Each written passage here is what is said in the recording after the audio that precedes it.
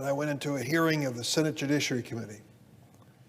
I think it was about the time that Arlen Specter was the chairman of the committee, and he had a hearing on something that I knew nothing about. It was called interchange fees. I walked in there and the room was packed, and it turned out there were two sides to a debate over this so-called interchange fee. On one side were the monsters and giants of credit card industry, Visa and MasterCard, the duopoly that controls 75% of the credit card transactions in the United States. And on the other side were a handful of people from gas stations and restaurants. And what were they talking about with the interchange fee?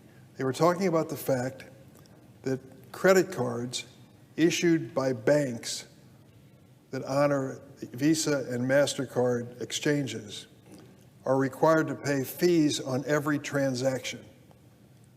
Well, what was interesting about the conversation was that when it got down to it, the retailer, the restaurant owner, the gas station, had no control over what the fee was going to be charged by the bank and Visa and MasterCard. Take it or leave it. You want to honor our credit cards and use them in your business, you'll pay the interchange fee. I kind of thought that was unusual and maybe unfair. There was no competition, there was no voice, the retailer just had to pass along the charge, and Visa and MasterCard raised the charges on a regular basis. They just did recently. We're fighting inflation in America, and Visa and MasterCard are on the other side of the battle. Consumers and retailers are trying to keep prices down. Visa and MasterCard are trying to run them up with a fee they charge for each transaction. And so I decided to ask for a study. That's pretty easy, innocent. Study to find out how much the fees were, why these credit card giants were charging fees in the United States, which they weren't charging in other countries. Well, they fought me tooth and nail to stop from this study. So I got my back up and decided to offer an amendment to the Dodd-Frank bill, which dealt with Wall Street and the excesses of the 2008 recession. Came to the floor, offered it, and to everyone's surprise, it passed. And it regulated the amount of interchange fees on debit cards. Debit cards are just like a checking account. It didn't touch credit cards. So it turned out that that was a big deal, because the big banks on Wall Street that were affected by my amendment were losing up to $8 billion a year in interchange fees that people were paying. And so debit cards were at least containing the growth of these fees, while credit cards were still untouched. And so here we are today. American consumers are concerned about inflation and the high price of groceries and gas. What they may not know is that the fees charged on the credit cards that they use, known as swipe fees or interchange fees, are adding to the problem. Visa and MasterCard control just about 80% of the credit card market.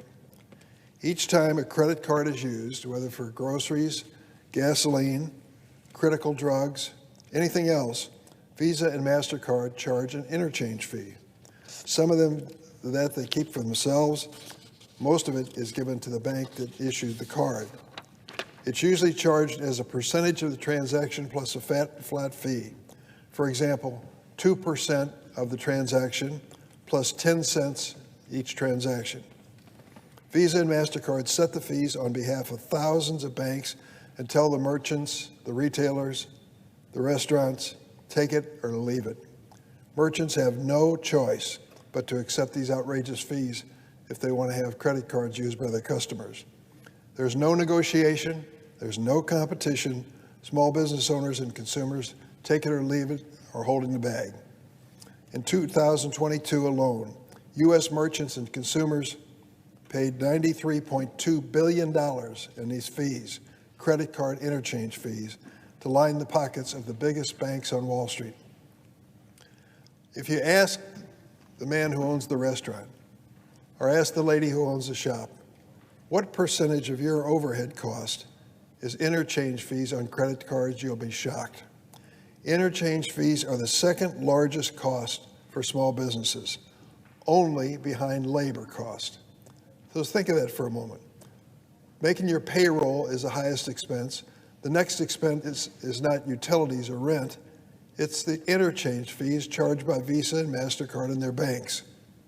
Despite the nearly $100 billion Visa and MasterCard took out of communities and small businesses across the country last year, guess what they're going to do in October? They're going to raise the interchange fee again. While we're trying to fight inflation, every angle that we can find to bring down the cost of groceries and gas, the credit card companies have decided it's just the right time to have this take it or leave it fee increased. When credit card fees go up, it increases inflation, consumers pay it. I strongly urge Visa and MasterCard to reconsider this misguided decision. Wrote them a letter, doubt if they'll read it. I'm not holding my breath. That's why I've made it a priority to pass the Bipartisan Credit Card Competition Act this year. The Credit Card Competition Act, which I introduced with Senator Marshall, who is on, there he is on the floor now. Good to see you, Senator. Senator Welch, who has joined us from Vermont, and Senator Vance of Indiana. A bipartisan bill would finally introduce competition and choice to the credit card market and bring down the excessive credit card fees. It would require only the largest 30 banks in America, and they're the big boys, banks with more than $100 billion in assets, to enable at least 2 credit card networks to be used on credit cards, with at least one of the networks a company outside the Visa and MasterCard duopoly. So there'd be some competition. I thought that was part of a free market, but when it comes to credit cards, they want no competition. Merchants would then get to choose one of the networks. There'd be real competition for their business, and it would keep the fees as low as possible. The Credit Card Competition Act is estimated to save merchants and consumers $15 billion a year. With that in mind, nobody should be surprised to hear that Visa and MasterCard and their big bank buddies have committed to, quote, spend whatever is needed to stop the Durbin Marshall Amendment. I stood up to the big banks and giant credit card company, debit card companies in 2010 when I introduced similar reforms, and I'll always choose Main Street over Wall Street.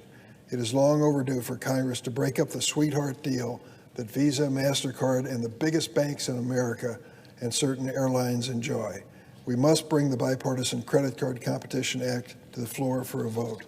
Madam President, the question is whether my colleagues will listen to the consumers and families that are struggling with inflation, whether they'll listen to the restaurants that they frequent, as I do, whether they'll listen to the small shops and businesses that have to pay these outrageous fees. Give them a chance. Bring competition into the duopoly. Tell Visa and MasterCard they cannot lord over these people who are working hard for a living and shouldn't be stuck with these duopoly fees. I yield the floor. Madam President. A senator from Kansas.